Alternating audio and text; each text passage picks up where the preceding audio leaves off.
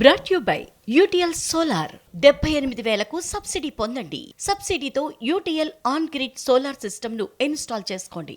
So రాత్రంతా అక్కడ మంజీరా బ్యారెక్లోని బ్లాక్ నెంబర్ 1లో అల్లు అర్జున్ ఉన్నారు.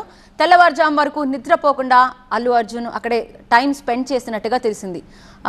వారు జనరల్గా ఇచ్చే రగ్గు దుప్పటి ఇలాంటివి ఇచ్చారు, కానీ కొద్దిసేపు నేల మీద పడుకున్నారు అల్లు అర్జున్. తెల్లవారుజామున 2 గంటల తర్వాత కాసేపు నిద్రపోయినట్టుగా అక్కడ ఉన్న వారు చెప్తున్నారు. ఉదయం 5:45 బన్నీకి మెలకువ వచ్చిందని చెప్తున్నారు. ఎస్, మనం లైవ్లో కూడా మనం విజువల్స్ చూడొచ్చు. మళ్ళీ వంశీ అండ్ దిల్ రాజు వారందరూ అక్కడికి చేరుకున్నారు.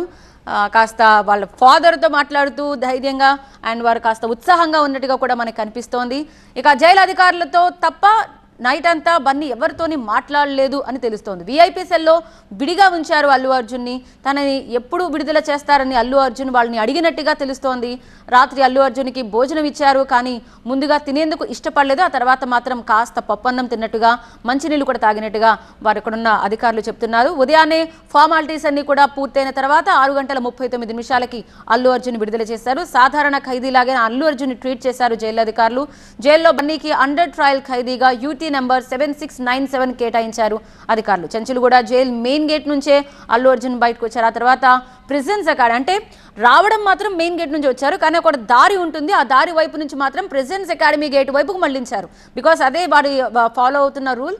అక్కడి నుంచి ఎస్కాట్ ఇచ్చి ఆయన కార్లు ఇంటికి పంపించారు. సాయంత్రం 6:36 బన్నీ జైల్లోకి వెళ్తే ఇవాళ ఉదయం 6:39 బయటకు వచ్చారు. అంటే 12 గంటల పాటు అల్లు అర్జున్ చెంచులుగూడ జైల్లో ఉండాల్సి వచ్చింది.